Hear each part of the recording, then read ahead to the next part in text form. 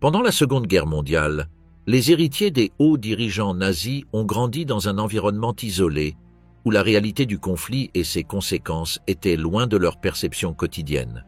Brigitte Heuss, fille de Rudolf Heuss, commandant d'Auschwitz, se souvenait de son enfance en ce lieu comme d'une époque idyllique. Pour elle, les rangées de prisonniers en costume rayé qui travaillaient dans le jardin n'étaient qu'une partie du décor quotidien.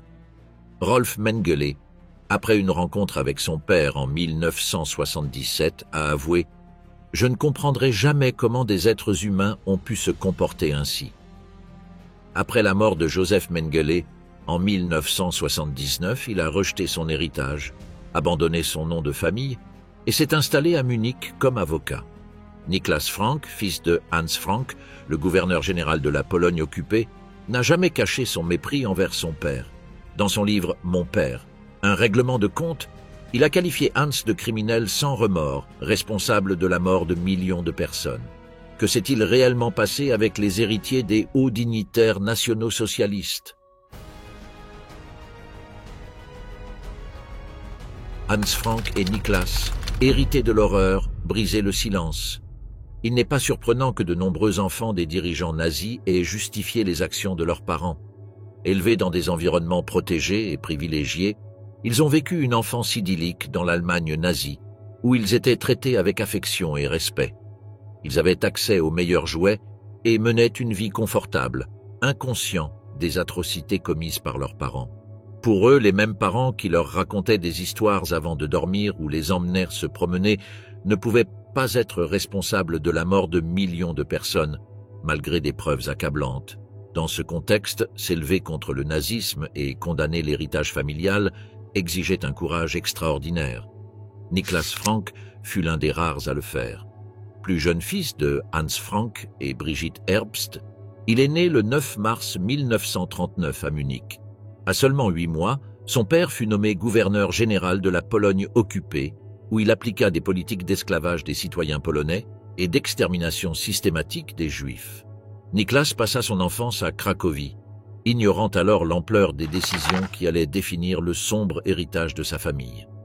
Obsédé pendant des années par l'exécution de son père, pendu le 16 octobre 1946 après avoir été condamné pour crimes de guerre et crimes contre l'humanité lors des procès de Nuremberg, Niklas Frank consacra sa vie à reconstruire l'héritage familial sombre.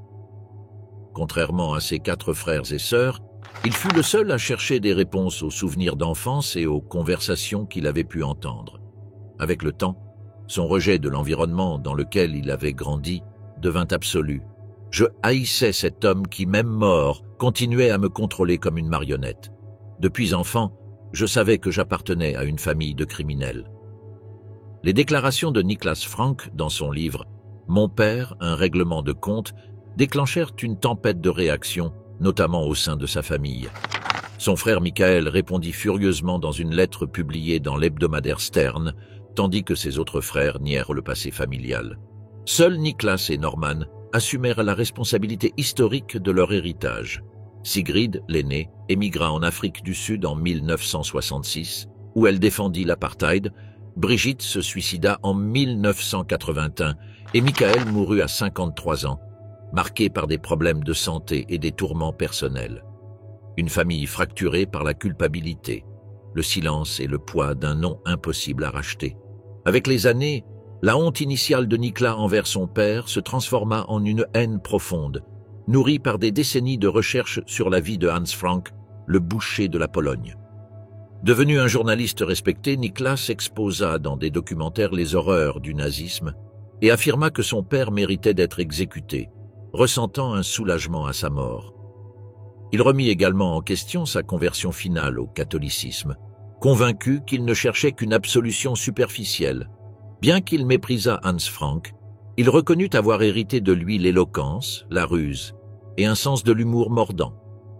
La publication du livre déclencha des critiques sévères parmi les descendants d'autres dirigeants nazis.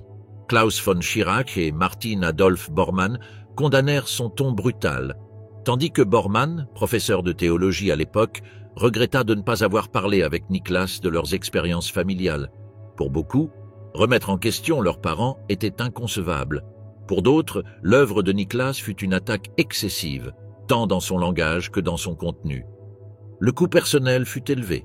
Ses frères et sœurs coupèrent tout contact avec lui, tout comme des amis d'enfance incapables de faire face à une vérité aussi inconfortable.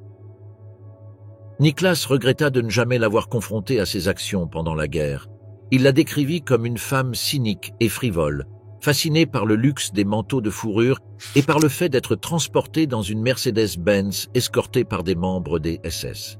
Selon lui, sa mère se rendait souvent au marché local, accompagnée d'un chauffeur SS, pour acheter des corsets fabriqués par des juifs polonais, qui, affaiblis par la faim et la misère, étaient contraints de vendre leurs produits à des prix dérisoires. Pendant la Seconde Guerre mondiale, les majestueuses salles du château de Wawel à Cracovie, symbole de l'identité nationale polonaise, devinrent le domaine de Brigitte Frank. L'ascension de Brigitte commença avec son mariage avec Hans Frank, un avocat qui gravit rapidement les échelons du parti nazi. En 1939, lorsque Hitler nomma son mari gouverneur général de la Pologne, Brigitte vit l'occasion de consolider son statut et de satisfaire son goût insatiable pour l'opulence. Le couple s'installa au château de Wawel, où Brigitte redécora les pièces avec des œuvres d'art et des meubles pillés. Son nouveau style de vie lui valut le surnom de « la reine de Pologne » parmi l'élite nazie. De plus, elle fut accusée d'avoir participé activement au pillage des biens juifs, s'appropriant des bijoux, des œuvres d'art et d'autres objets de valeur, contribuant ainsi à l'élimination systématique de la culture juive dans les territoires occupés. L'influence de Brigitte sur Hans Frank ne se limita pas au domaine domestique. Elle l'encouragea à appliquer des politiques de plus en plus sévères en Pologne, s'assurant que son gouvernement maintint la faveur de Hitler et des autres hauts dirigeants du régime. Son ambition et son désir de pouvoir furent des facteurs qui poussèrent Hans à durcir son administration, intensifiant les représailles contre le peuple polonais. Cependant, après la défaite allemande et la révélation des crimes nazis, Brigitte Frank nia tout savoir des camps de concentration ou des massacres perpétrés sous le commandement de son mari. Lors des procès de Nuremberg, où Hans Frank fut accusé de crimes de guerre et de crimes contre l'humanité, Brigitte tenta désespérément de le défendre, le dépeignant comme une victime manipulée par Hitler. L'exécution de Hans marqua le début de la chute définitive de Brigitte. Privée du pouvoir et des luxes auxquels elle s'était habituée, elle passa ses dernières années à affronter les conséquences de ses actes. Dépouillée de son influence, elle vécut dans la pauvreté à Munich jusqu'à sa mort en mars 1959. Silence et haine. Les héritiers de Rudolf Höss. Brigitte Höss, la plus jeune fille de l'infâme commandant d'Auschwitz, Rudolf Höss, a passé son enfance dans les sombres environs des camps de concentration. Dès sa naissance, sa vie fut liée au régime nazi, passant d'une résidence à une autre à des endroits comme Dachau et Sachsenhausen, avant de s'installer à Auschwitz. Rudolf Höss, considéré comme l'un des principaux architectes de l'Holocauste, fut promu commandant d'Auschwitz en reconnaissance de son efficacité. Malgré son rôle dans les crimes les plus atroces de l'histoire, il se montrait à la maison comme un père affectueux. Avec sa femme Hedwig et ses 4 enfants, Klaus, Heidetraud, Inge Brigitte, Hans-Jürgen et Annegret, Rudolf s'installa dans une maison confortable avec jardin et piscine, située à seulement 200 mètres des chambres à gaz. Construite en 1937 par une famille polonaise, elle fut confisquée en 1940 par les autorités allemandes et attribuée à Höss lorsqu'il prit la direction du camp. Höss transforma la maison en un refuge personnel. Il agrandit la structure, aménagea l'étage sous le toit et fit du jardin un espace idyllique où sa famille vécut avec une normalité troublante. Alors que ses enfants jouaient et que les adultes prenaient le soleil dans le jardin, les bruits du camp, cris, ordres en allemand et le bourdonnement constant des crématoires étaient ignorés ou délibérément étouffés dans leurs esprits. En 2007, l'historien Jan Baxter documenta son intérieur, préservé presque intact. Les sols en bois, les céramiques vertes d'origine et les ferrures artisanales avaient survécu au temps, reflétant un état d'entretien minimal mais suffisant pour éviter la ruine. En 2011, des reporters de la BBC visitèrent la villa avec le petit-fils de Höss et filmèrent le jardin, encore vert et entretenu, ainsi qu'une treille rappelant la porte en fer portant l'inscription « Arbeit macht frei ». Avec la chute du Troisième Reich, Rudolf Höss et sa famille tentèrent de fuir vers le nord, se réfugiant dans les forêts avec d'autres familles éminentes du régime nazi. Bien qu'il ait envisagé un suicide collectif, il renonça en pensant à ses enfants. Finalement, il fut capturé en 1946, jugé à Nuremberg et exécuté l'année suivante. Pendant son emprisonnement, Heuss fut interrogé par des spécialistes cherchant à comprendre son esprit. Il relata avec une froide apathie les méthodes d'extermination employées à Auschwitz et affirma n'avoir jamais remis en question les ordres reçus, considérant leur exécution comme une nécessité. Il se décrivit comme un homme solitaire, incapable de former des liens proches, et nia ressentir de la culpabilité, bien qu'après la reddition, il reconnut que ce qu'il avait fait n'était pas ce qu'on lui avait promis. Le psychologue Gustave Gilbert le qualifia d'intellectuellement normal, mais profondément insensible, avec une apathie frôlant la psychopathie. Primo Levi le décrivit comme un homme vide, dont l'obéissance aveugle lui offrait du réconfort face à ses doutes. Dans ses mémoires, Heuss réaffirma sa loyauté envers le national-socialisme et se déclara incompris, insistant sur le fait que, malgré tout, il avait un cœur. Après la mort de Rudolf, la famille Heuss choisit de laisser le passé derrière elle et d'éviter de mentionner les événements qui les avaient marqués, dans l'espoir de recommencer à zéro. Cependant, ils affrontèrent d'énormes difficultés sur leur chemin. Le manque de nourriture, la nécessité de voler du charbon pour combattre le froid et l'absence de chaussures faisaient partie de leur dure réalité. Depuis lors, Hedwig, Klaus, Heidetraud, Inge Brigitte, Hans-Jürgen et Annegret ne furent jamais plus les mêmes. À la fin de la guerre, chaque membre de la famille Heuss suivit des chemins différents. Hedwig décida de reconstruire sa vie en Allemagne, où elle se remaria. Plus tard, elle émigra aux États-Unis avec son nouveau mari. Bien que peu de documents existent sur sa vie, on sait qu'elle vécut en paix à Washington jusqu'à sa mort, dont la date exacte et l'âge, débat entre 81 ou 90 ans, restent incertains. D'autre part, l'aîné, Klaus, prit la responsabilité de subvenir aux besoins de sa famille pendant les temps difficiles, avant de déménager avec sa femme allemande, connue sous le nom de Lilo, en Australie. Ils s'établirent à Sydney, où ils élevèrent leur fille, Christine. Cependant, leur mariage se termina par un divorce. Klaus mourut dans les années 80, victime de cirrhose hépatique due à une consommation excessive d'alcool. Pour Brigitte, la mort de son père marqua le début d'une vie de pauvreté et de secret. En 1950, cherchant à laisser derrière elle le poids de son nom, Brigitte émigra en Espagne. Grâce à sa beauté et son élégance, elle trouva du travail comme mannequin chez la prestigieuse maison Balenciaga à Madrid. Pendant ces années, elle ne parla jamais de ses origines. En 1961, elle épousa un ingénieur irlando-américain et ensemble, ils formèrent une famille. Au fil de leur mariage, ils vécurent dans des pays aussi divers que le Libéria, la Grèce, l'Iran et le Vietnam, suivant la carrière de son mari. Finalement, ils s'établirent à Washington, D.C. Ce fut à ce moment que les mémoires de Rudolf Heuss furent révélées, dévoilant des détails effroyables sur son rôle dans l'Holocauste. Bien que cela aurait pu la hanter, Brigitte partagea son histoire avec son mari, qui montra de l'empathie, la considérant comme une victime des circonstances.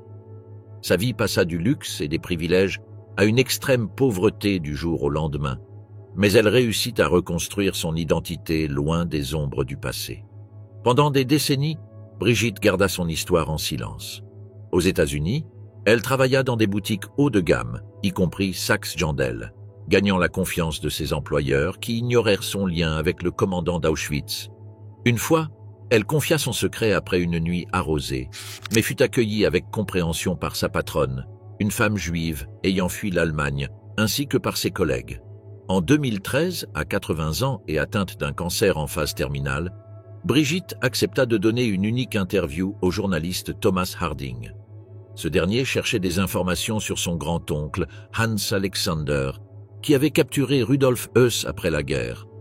Lors de l'interview, Brigitte raconta son enfance, les jours où les soldats firent irruption chez elle et sa lutte pour conserver l'anonymat.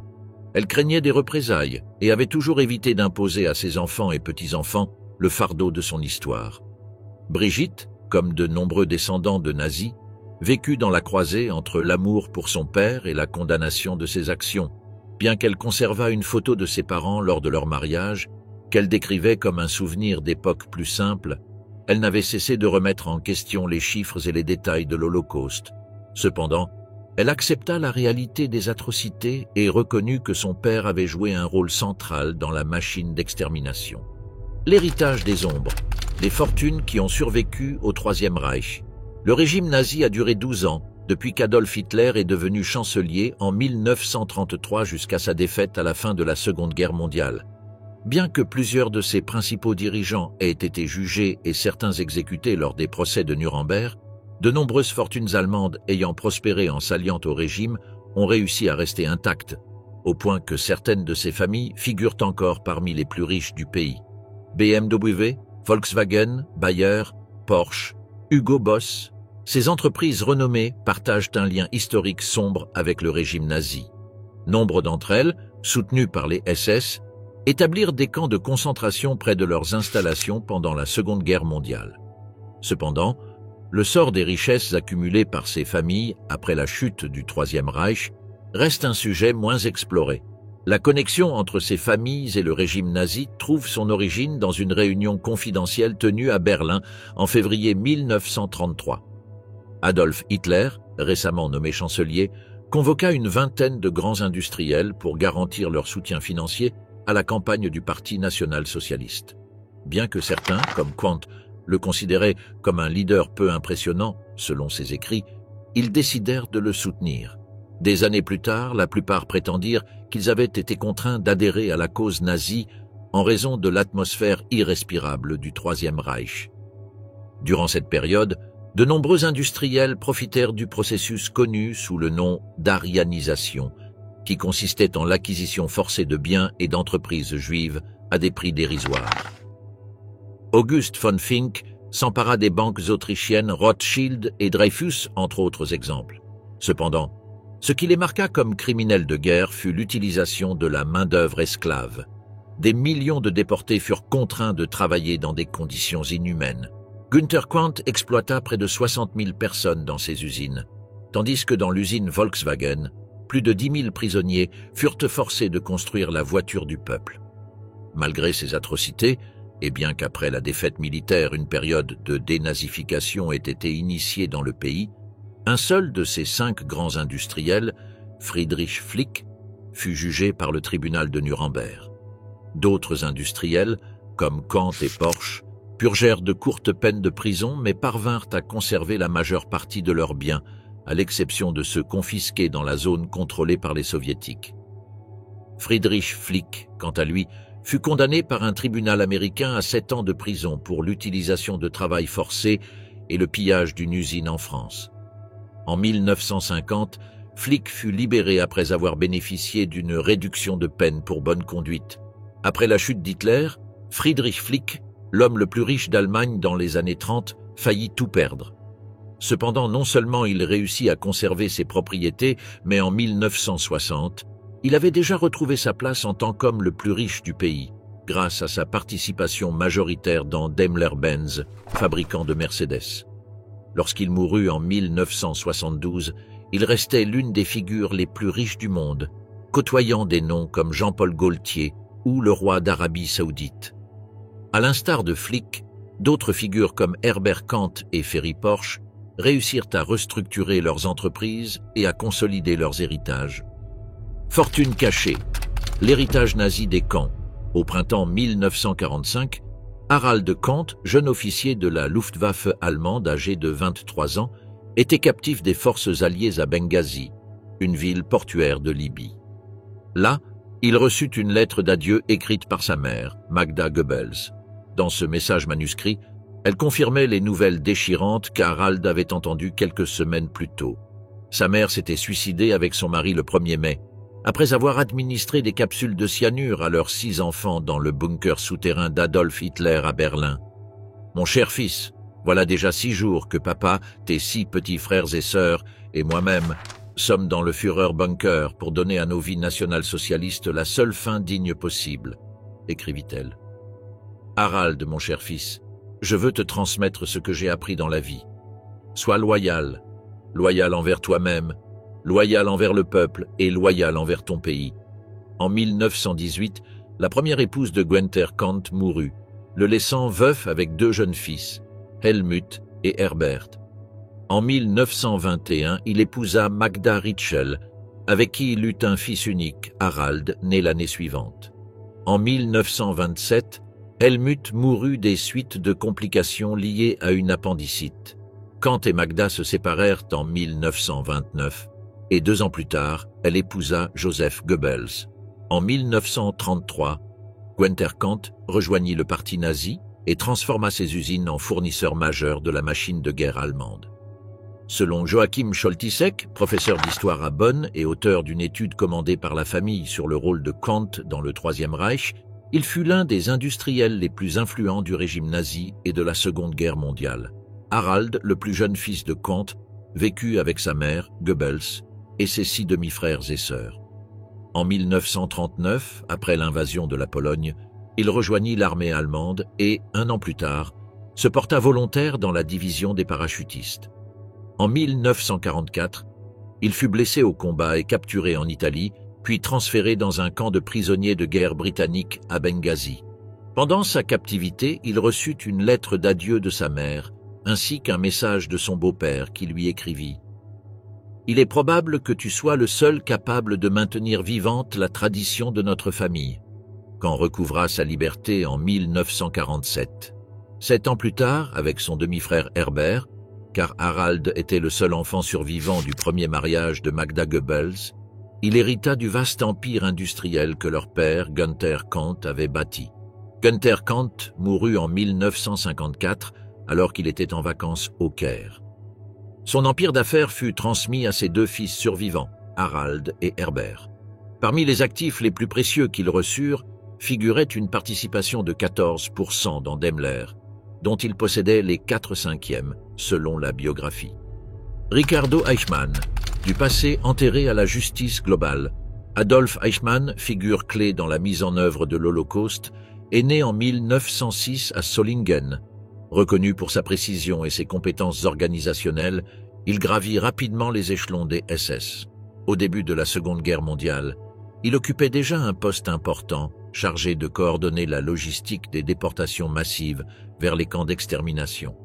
Bien qu'il se rendît rarement sur place, il fut l'architecte derrière la bureaucratie complexe, ayant permis l'extermination systématique de millions de Juifs européens, selon les directives établies à la conférence de Wannsee en 1942.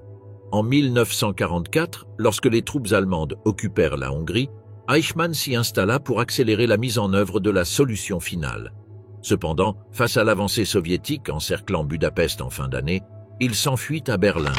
Là, il consacra ses derniers efforts à détruire des preuves pouvant l'incriminer. Après la défaite allemande en mai 1945, il fut brièvement capturé par les forces américaines.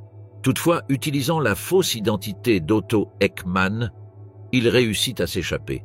Conscient que les procès de Nuremberg et les témoignages de personnes comme Rudolf Höss, le commandant d'Auschwitz, scellèrent son sort, Eichmann comprit qu'il devait disparaître complètement pour échapper à la justice. En 1948, Adolf Eichmann, sous le pseudonyme de Ricardo Clément, obtint des documents falsifiés grâce à un réseau dirigé par l'évêque Alois Udall. Profitant de la route des monastères, il s'échappa vers l'Italie, puis partit pour l'Argentine. Là, il s'installa dans le quartier suburbain d'Olivos, à Buenos Aires, et adopta une vie d'apparente normalité. Il trouva un emploi dans une usine Mercedes-Benz, montant en grade jusqu'à devenir chef de département. Sa famille le rejoignit peu après. Son épouse et ses 3 fils aînés, Klaus, Nicolas et Horst Adolf, s'installèrent avec lui en Argentine. En 1955 naquit son 4e fils, Ricardo, qui grandit sans rien savoir du passé sombre de son père. Eichmann s'efforça de garder un profil bas, conscient que son rôle dans l'Holocauste faisait de lui une cible pour le Mossad, l'agence israélienne de renseignement. Cependant, son anonymat ne dura pas. En 1960, lors de l'opération Garibaldi, des agents du Mossad le localisèrent à Buenos Aires. Après l'avoir enlevé, ils le transportèrent secrètement à Jérusalem, où il fut jugé pour crime contre l'humanité. À ce moment-là, Ricardo Clément n'était plus qu'une façade écroulée. Le procès se conclut par une condamnation à mort et ses cendres furent dispersées en Méditerranée. Le petit Ricardo, âgé de 5 ans seulement, ne comprit pas l'absence de son père ni ne reçut d'explication. Des années plus tard, découvrant la vérité, il dut affronter le poids d'un héritage plein d'horreur. Il grandit en luttant avec la réalité que son père fut une figure clé dans l'un des pires crimes de l'histoire, cherchant à réconcilier son identité avec un passé indélébile. Au fil de ses recherches, Ricardo Eichmann développa un fort rejet envers l'héritage de son père et l'idéologie nazie. Il choisit une voie totalement différente en se consacrant à la recherche académique. Dans les années 1970, il étudia la préhistoire, l'archéologie classique et l'égyptologie à l'université de Heidelberg, se spécialisant dans cette dernière discipline.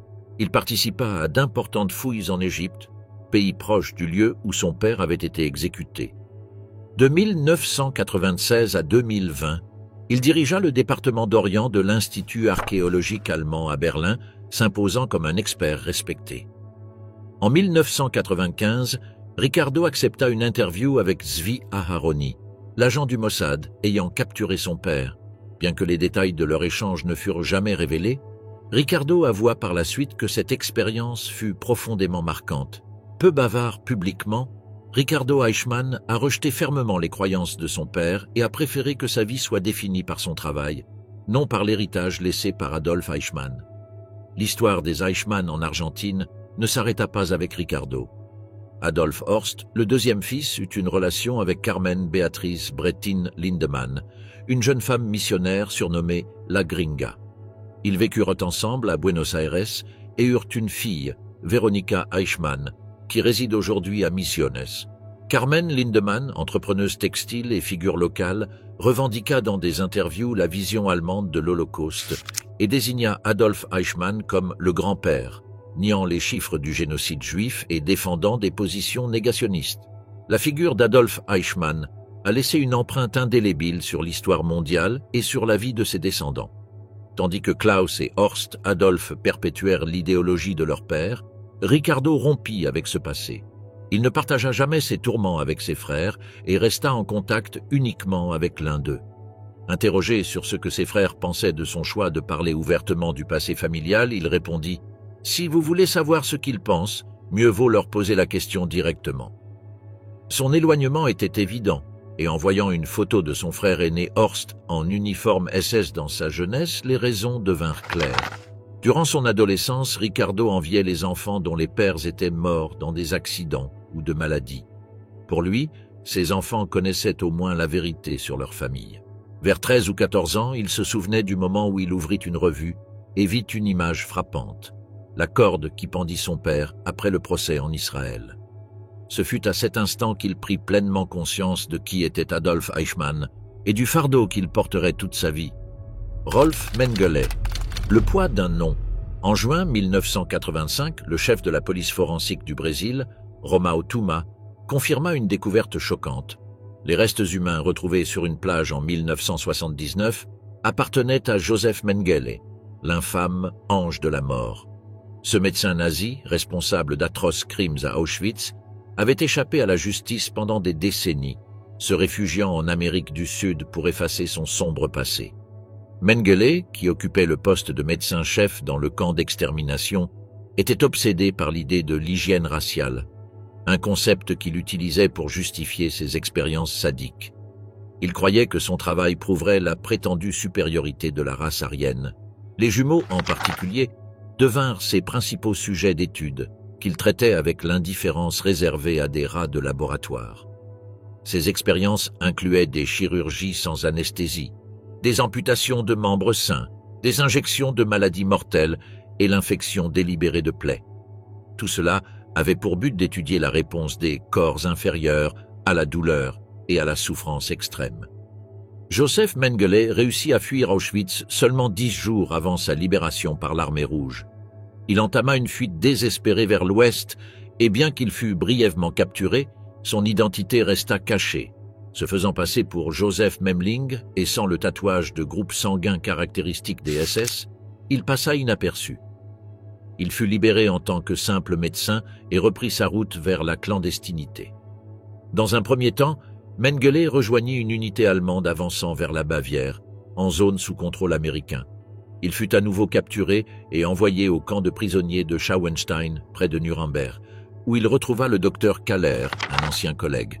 Après sa libération, il retourna à Auschwitz pour récupérer ses notes de terrain, des documents qu'il considérait essentiels à son héritage pseudo-scientifique. De là, il franchit la frontière italienne et arriva à Gênes en 1949. Là, sous le nom de Helmut Gregor, il obtint un passeport délivré par la Croix-Rouge et embarqua pour l'Argentine. En juillet 1949, Mengele arriva à Buenos Aires et s'installa dans la banlieue de Vicente Lopez. Il mena une vie apparemment normale, travaillant comme charpentier, puis comme vendeur d'équipements agricoles. D'abord confiant que l'attention mondiale portée aux crimes nazis avait diminué. Il vécut sous son vrai nom pendant un certain temps. Cependant, en 1958, il fut interrogé par les autorités argentines, soupçonné de pratiquer la médecine sans licence après la mort d'une jeune femme lors d'un avortement. Bien qu'aucune charge ne fût retenue, cet incident l'alerta sur le danger d'être découvert. Cherchant une plus grande sécurité, Mengele déménagea au Paraguay en 1959, où il obtint la citoyenneté sous le nom de José Mengele. Plus tard, il s'établit au Brésil, mais fit auparavant un voyage significatif en Europe. Avec un passeport délivré par les autorités argentines, il voyagea en Suisse pour rencontrer son fils Rolf, qui ignorait que cet homme était son véritable père. Présenté comme l'oncle Fritz, Mengele partagea des vacances familiales avec Rolf, incluant une excursion au ski. Le jeune homme apprécia ce temps ensemble, totalement inconscient qu'il se trouvait avec l'un des plus grands criminels de guerre de l'histoire. Rolf ne revit son père que 21 ans plus tard, en 1977. Le contact initial fut établi par l'avocat de Joseph Mengele, Hans Sedlmayr, qui localisa Rolf en Allemagne. Sedlmayr organisa d'abord une rencontre entre Rolf et son cousin Karl-Heinz, qui avait vécu plusieurs années avec Mengele en Argentine. Avant leur rencontre, Sedlmayr tenta de préparer Rolf en expliquant que la génération de son père, marquée par la guerre, avait une perspective très différente sur le Troisième Reich, comparée aux nouvelles générations d'Allemands qui ne le connaissaient qu'à travers les livres d'histoire. Sedlmayr avait également un objectif pratique, obtenir que Rolf envoie de l'argent à son client, essentiel selon eux pour assurer sa sécurité. Les Sedlmayr, toujours loyaux envers Joseph Mengele, étaient ses principaux défenseurs. Suivant leurs instructions, Rolf voyagea au Brésil avec un passeport emprunté, obtenu en trompant un ami pendant des vacances. Rien ne pouvait l'arrêter dans sa quête de revoir une dernière fois Joseph, même si son opinion sur lui avait profondément changé. Le vieil homme n'était plus le héros d'enfance qu'il avait idéalisé. Au contraire, leurs différences étaient irréconciliables. Rolf, avec des penchants communistes, était en totale opposition avec les idéologies de son père. La rencontre fut marquée par une distance émotionnelle accumulée au fil des années. Rolf prit des risques considérables pour rencontrer cet homme qui, durant son enfance, avait montré peu d'intérêt pour lui, trop occupé par ses sinistres expériences sous le régime nazi. Durant l'adolescence de Rolf, Mengele passait son temps à fuir la justice, échappant aux chasseurs de nazis et aux autorités alliées. Cette réunion au Brésil fut la dernière fois que Rolf vit son père vivant. Peu après, Joseph Mengele disparut à jamais. On pense qu'il mourut dans l'anonymat et que ses restes furent enterrés dans une tombe sans nom, quelque part dans le sud du Brésil, laissant derrière lui un héritage d'atrocités auquel il ne put jamais échapper dans le jugement de l'histoire. Gudrun Himmler, la princesse nationale socialiste. Tout au long de sa vie, Gudrun Burwitz n'a accordé qu'une seule interview, en 1959, alors qu'elle avait 30 ans. À cette occasion, elle déclara que son objectif était de changer la perception historique de son père. Aujourd'hui, mon père est considéré comme le plus grand génocidaire de tous les temps. Je veux essayer de modifier cette vision. Gudrun était mariée à Wolf-Dieter Burwitz, militant de mouvements d'extrême droite et membre du Parti national-démocrate d'Allemagne ultranationaliste. Elle consacra sa vie à exalter la figure de son père et à remettre en question les horreurs documentées des camps de concentration. Dans ses mémoires, elle évoquait les jardins où les prisonniers cultivaient des légumes ou les tableaux de paysages réalisés par certains détenus. Bien qu'Heinrich Himmler eût 3 autres descendants, Gudrun était la seule née de son mariage. L'un des enfants fut adopté. et les 2 autres étaient issus de sa relation avec sa secrétaire personnelle, avec qui il entretint une longue liaison. Enfant, Gudrun suppliait souvent sa mère de ne pas rapporter ses bêtises à son père. Elle craignait profondément de le décevoir. En grandissant, cette admiration se transforma en une conviction ferme de son innocence. Elle était persuadée qu'il n'avait jamais commis les crimes dont on l'accusait et voyait sa condamnation comme une grande injustice. Pendant des années, elle rêva d'écrire un livre pour réhabiliter son nom, mais sans jamais vouloir le défendre, car cela aurait signifié admettre sa culpabilité. Gudrun croyait fermement qu'un jour son père serait évoqué comme des figures historiques telles que Napoléon, Wellington ou Moltke. Cet espoir devint le fil conducteur de sa vie. L'histoire, cependant, le condamna à jamais. Les mercredis après-midi, son père l'emmenait lors de ses inspections. L'un de ces lieux était Dachau, le premier camp de concentration d'Allemagne, ouvert en mars 1933, près de Munich. Il en avait personnellement supervisé la création. Ceux qui portent un triangle rouge sont des prisonniers politiques. Ceux avec un triangle noir sont des criminels de droit commun, lui expliquait-il. Pour la petite fille, ils avaient tous la même apparence, débraillés, vêtus de vêtements usés, avec des visages mal rasés. Ce qui attirait cependant le plus son attention n'était pas les hommes emprisonnés, mais le potager et la serre du camp. Mon père m'a parlé de l'importance des plantes qu'il cultivait là. Il m'a même permis d'arracher quelques feuilles, se souvenait-elle des années plus tard. Elle avait 12 ans lors de cette visite macabre. Le potager lui rappelait son enfance à la ferme, où elle aidait sa mère à entretenir le jardin. Gudrun observait l'ascension de son père avec admiration et fierté. En août 1943, elle nota dans son journal « Papa est ministre de l'Intérieur du Reich, je suis folle de joie ». Pour elle, son père était un homme important et prestigieux, digne d'admiration.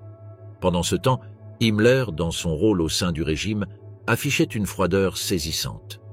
En juillet 1942, lors d'un voyage vers Auschwitz pour superviser l'utilisation massive du gaz Zyklon B dans la solution finale, il écrivit à sa femme avec une indifférence totale « Je pars pour Auschwitz. Un baiser. Ton Heini ». Ces lettres, dénuées de toute émotion ou détail sur ses activités, ne mentionnèrent jamais les atrocités qu'il voyait ou dirigeait. Il se limitait à exprimer la fatigue de ses tâches et le poids de son travail, dissimulant l'horreur derrière des mots simples et banals. Des années plus tard, Himmler justifia ses crimes avec une froideur terrifiante. « Je ne pensais pas avoir le droit de permettre que les femmes et enfants juifs survivent, car ces enfants grandiraient en vengeurs et tueraient nos enfants et petits-enfants. Cela m'aurait semblé de la lâcheté. Donc, la décision était claire. » Cependant, ceci n'est pas seulement l'histoire de Gudrun, la fille du Reichsführer SS Heinrich Himmler, chef fanatique de l'appareil répressif du Troisième Reich. Dans son enfance, ceux qui connaissaient Heinrich affirmaient qu'il n'était même pas capable d'écraser une mouche. Devenu adulte, cet homme timide se transforma en l'architecte principal de la Gestapo et des SS, jouant un rôle central dans la création du système des camps de concentration et l'extermination des Juifs d'Europe. En 1927, lors d'un voyage en train entre Munich et Berchtesgaden, près de la frontière autrichienne, Himmler rencontra Margaret Siegrott-Boden, qui devint plus tard la mère de Gudrun. Margaret, surnommée Marga, était une infirmière divorcée, grande, blonde, aux yeux bleus et protestante, incarnant l'idéal de la femme aryenne promue par le régime. Himmler, quant à lui, avait 27 ans, était physiquement frêle, myope et possédait un menton faible, le rendant très éloigné du prototype aryen qu'il exaltait tant. Son apparence le remplissait d'insécurité, et sa constitution fragile l'empêchait de pratiquer des sports ou de profiter de grands banquets. Ce soldat frustré trouva refuge dans la discipline et l'uniforme, qui lui offrait un sentiment d'ordre et de contrôle. Partisan de l'abstinence sexuelle, Himmler eut peu de relations avec des femmes dans sa jeunesse et vécut sa première intimité à 28 ans. Pour séduire Margaret, il lui offrit des livres sur la franc-maçonnerie et des théories de conspiration juive, des thèmes qui résonnaient dans une Allemagne en crise économique, empreinte d'un antisémitisme latent. Marga, influencée par ces idées, ne tarda pas à exprimer des opinions discriminatoires. « Un juif reste toujours un juif », déclara-t-elle au sujet de son associé lorsqu'elle vendit sa part d'une clinique après avoir rencontré Himmler. reflétant le climat de haine qui marquerait leur relation et leur rôle dans l'histoire. Heinrich Himmler, timide et peu sûr de lui, écrivit des lettres romantiques à Margaret, qu'il appelait « Talanskene ». Ils se marièrent en 1928, bien que sa famille, catholique et conservatrice, rejetât Marga, la jugeant protestante, divorcée et maladroite socialement. En 1929 naquit Gudrun, leur unique fille légitime, qu'ils surnommèrent Puppi. Ne pouvant avoir d'autres enfants, ils adoptèrent un garçon, mais Marga le considérait problématique et l'envoya en internat. Après avoir étudié l'agronomie, Himmler investit la dot de Marga dans un élevage de poules, qui échoua rapidement. Margaret, isolée et déprimée, fut chargée de gérer la ferme tandis qu'Himmler se détachait, accaparé par ses responsabilités au sein du parti nazi. En 1933, ils vendirent la ferme et s'installèrent à Munich. Là, Himmler gravit rapidement les échelons, devenant chef de la police allemande en 1936 et développant une obsession pour la pureté raciale. La famille déménagea ensuite à Tegernsee, mais les responsabilités d'Himmler le tenaient éloigné presque en permanence, aggravant les tensions avec Margaret. Pendant ce temps, Gudrun devint l'enfant modèle de la famille, adoré par ses parents. Heinrich Himmler commença à s'intéresser davantage à la sexualité et à son rôle dans la société, tout en affrontant son incapacité à avoir d'autres enfants avec Margaret, qu'il ne blâmait pas pour la situation. Il développa l'idée que la monogamie était une création de l'Église catholique qu'il fallait abolir. Selon ses arguments, fondés sur la préhistoire germanique, un homme noble pouvait prendre une seconde épouse si cela garantissait plus d'enfants. Cette philosophie influença également les politiques des SS, permettant à leurs officiers de divorcer ou de vivre avec des secondes épouses. En accord avec cette vision, Himmler soutint la création des Lebensborn en 1936, des centres où des femmes aryennes pouvaient avoir des enfants hors mariage en secret, afin d'augmenter la natalité. Il organisa aussi des rencontres pour adolescents, visant à encourager les relations hétérosexuelles et à prévenir l'homosexualité. Dans un discours de 1937, il proposa que les jeunes participent à des bals pour éveiller des sentiments romantiques précoces. En 1940, Himmler se sépara de Margaret, bien qu'ils ne divorcèrent jamais, par respect pour la mère de Gudrun, qu'il adorait profondément. Malgré ses responsabilités politiques croissantes, il s'efforçait de rester proche de sa fille, qu'il appelait Puppi. Sur de nombreuses photos de son enfance, Gudrun apparaît souriante aux côtés de son père, ses cheveux blonds tressés, vêtus de costumes bavarois traditionnels, incarnant l'image parfaite d'une enfant selon les idéaux du Reich. Himmler, malgré sa brutalité publique, tentait d'être un père présent et affectueux dans la vie de sa seule fille légitime. Il restait en contact avec Gudrun en lui racontant ses activités quotidiennes, en lui envoyant des photos et en saisissant chaque occasion pour passer du temps avec elle. Ses agendas personnels révèlent des appels presque quotidiens avec sa femme et sa fille, remplis de notes comme jouer avec les enfants ou conversations avec Puppi.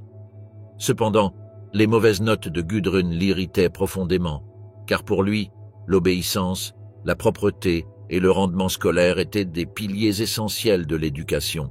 Depuis son plus jeune âge, Margaret notait également dans son journal les aspects positifs du comportement de Gudrun, mais ne cachait pas les difficultés à obtenir son obéissance.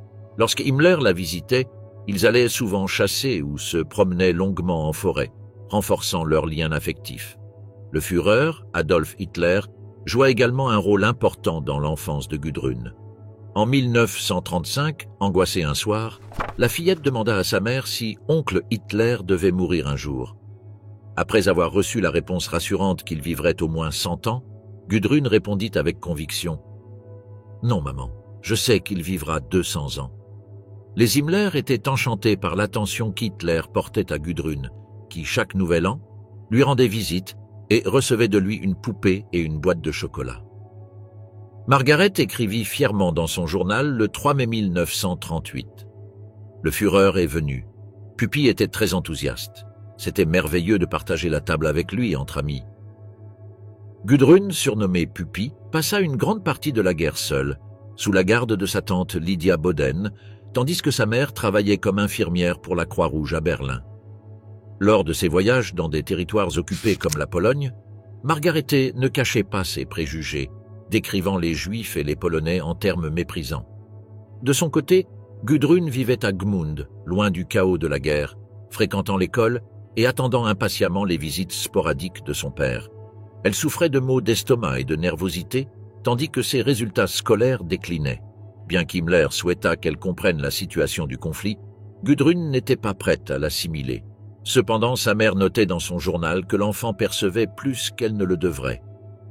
Pendant la guerre, Gudrun vécut dans une attente constante, craignant pour la sécurité de son père et suivant attentivement le déroulement des événements.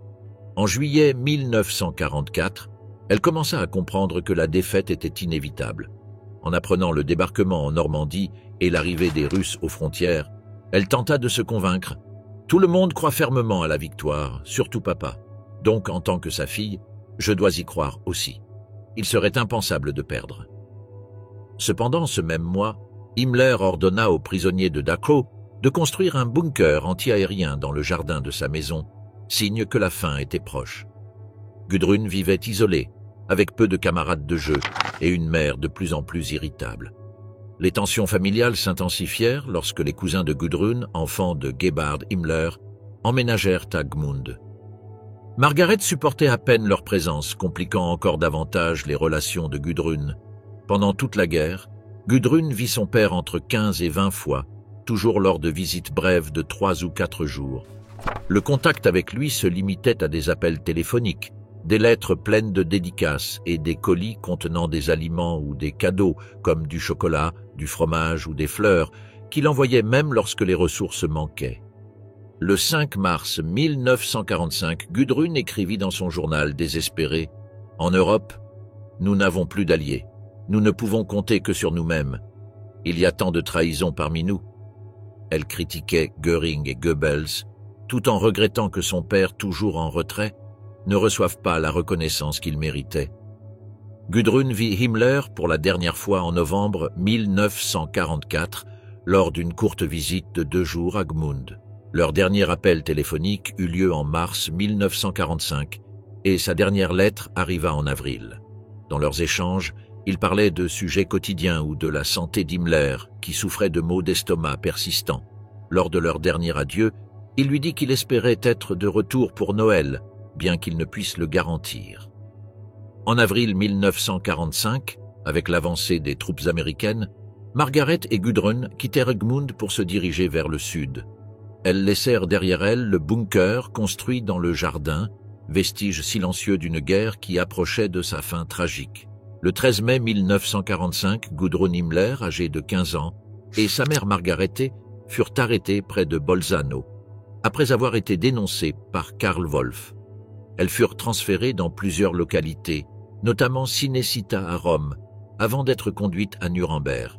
Lors des interrogatoires, Margarete nia avoir connaissance des crimes de son mari et réagit avec froideur en apprenant son suicide par cyanure le 23 mai 1945.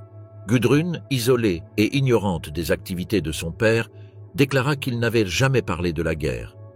Margaret, de son côté, exprima sa fierté envers Himmler et minimisa les atrocités du régime, adoptant une attitude indifférente face aux millions de morts dans les camps de concentration. Son absence d'émotion choqua profondément les officiers alliés qui les interrogeaient. En août 1945, Gudrun apprit accidentellement le suicide de son père lors d'une interview avec sa mère. La nouvelle la bouleversa profondément, la rendant fiévreuse et délirante pendant des semaines. Convaincue que les Alliés l'avaient assassinée, elle refusa d'accepter la réalité. Les Britanniques, incertains sur la manière de la protéger, lui attribuèrent temporairement le nom de Schmidt. Gudrun et sa mère restèrent détenues au camp 77 à Ludwigsburg jusqu'en 1946. Margaret redoutait de sortir en raison des risques de représailles et du manque de ressources. Finalement, elles furent accueillies par le pasteur Bodelschwing dans un couvent, où Gudrun se tint à l'écart de la communauté religieuse, affirmant vouloir rester catholique comme son père. En 1952, elles quittèrent le couvent. Consciente du poids de son nom, Gudrun affronta de nombreux refus, comme en 1947, lorsqu'une école d'arts appliqués refusa de l'accepter. Elle parvint toutefois à s'inscrire plus tard grâce à l'intervention d'un homme politique social-démocrate. Elle décida de devenir couturière et déménagea à Munich, s'éloignant de sa mère. À 21 ans, Gudrun tenta de contacter ses demi-frères, nés de la relation de Himmler avec Hedwig Potast, mais n'eut aucun succès. Après la guerre, Hedwig s'était retirée à Baden-Baden, où elle vécut discrètement. Peu d'informations existent sur la vie de ses enfants, qui grandirent loin de l'influence de Gudrun. Gudrun Himmler fit face à un rejet constant en raison de son nom. Elle fut renvoyée de plusieurs emplois et logements, mais refusa toujours de renier le nom de son père, qu'elle défendit toute sa vie. En 1955, elle participa à des événements fascistes et transforma son appartement en musée dédié à Heinrich Himmler, collectant des objets en son honneur. Malgré les preuves accablantes des crimes de son père, elle n'accepta jamais sa culpabilité et conserva l'espoir qu'il serait un jour disculpé. En 1951, Gudrun rejoignit l'association Stille Hilfe, qui offrait un soutien logistique et juridique à des criminels nazis. Cette organisation aida des figures comme Joseph Mengele et Adolf Eichmann à fuir vers l'Amérique latine. Elle contribua aussi à fonder la Wiking-Jugend, inspirée des jeunesses hitlériennes, interdite en 1994. Gudrun vécut déchirée entre l'amour filial et la négation du rôle de son père dans les atrocités du Troisième Reich, convaincue qu'il était victime d'une injustice, tout comme elle. Gudrun Himmler consacra sa vie à soutenir d'anciens nazis et à défendre les idéaux du Troisième Reich. Membre actif de Stille Hilfe, elle apporta son aide à des figures telles qu'Anton Malotte, le cruel gardien du camp de Theresienstadt, en lui offrant un refuge dans une maison de retraite luxueuse partiellement financée par des fonds publics allemands. Gudrun lui rendit visite régulièrement jusqu'à sa mort en 2002, ce qui lui valut des critiques publiques. Retirée du monde, Gudrun continua de défendre des anciens nazis, soutenant des mouvements d'extrême droite comme le Parti national-démocrate d'Allemagne, NPD, et participant à des hommages néo-nazis. Dans les années 60, elle épousa Wolf-Dieter Burwitz, écrivain et sympathisant nazi, avec qui elle fonda une famille à Munich. La petite nièce de Gudrun, Catherine Himmler, choisit un chemin opposé. Mariée à un descendant d'une famille juive, elle écrivit le livre Les Frères Himmler, où elle réfléchit sur l'héritage familial et les atrocités du nazisme, montrant que le poids de la culpabilité peut traverser les générations. Gudrun, en revanche, ne montra jamais de remords ni d'intention de rompre avec l'ombre de son père. Hedda Göring, entre le privilège et la ruine.